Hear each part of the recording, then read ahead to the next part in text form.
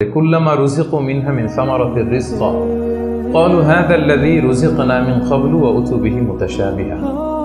আমরা যখন জান্নাতে যাব, আমাদেরকে জান্নাতের যখন কোনো ফল দেয়া হবে, লেটস সে অ্যাপেল দেয়া হলো খাওয়ার জন্য, এই অ্যাপেল দেখেই মানুষ বলবে এই তো আপেল তো দুনিয়াতেও খাইছি। এটা তার মানে দুনিয়াতে যে খাইছে এই সেন্স কিন্তু আমরা ভুলে যাইনি।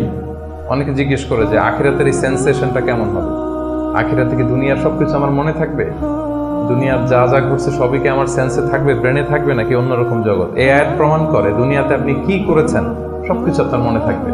ফলে অ্যাপেল যখন দেয়া হবে দেখেই বলবে উতু বিহি মুতাশাবিহা, এরকম আপেল তো আমাকে দুনিয়াতে দেয়া হয়েছে, আর এটা তো আপেল, তো এখানে না কি ডিফারেন্ট কিছু দেয়া হবে, তো আপেল দিতেছে কেন এখানে? আপেল অনেকে আপেল লাইকও করে না দুনিয়াতেই, সেইখানে যদি আপেল দিয়ে আপেল দেয় বা কমলা দেয় হয়তো মানুষ এরকম প্রশ্ন করবে, এবং কোরআন তো সেটা টেস্টিফাই করছে যে হ্যাঁ, মানুষ বলবে যে এটা তো আমরা দুনিয়াতেই খাইছি। তখন আল্লাহ বলবে যে না, এটা অ্যাপেল, বাট দুনিয়ার অ্যাপেলের মতন। দুনিয়ার আপেলে একটা স্বাদ পাওয়া যায়, এই আপেলে হাজার স্বাদ পাওয়া যায়।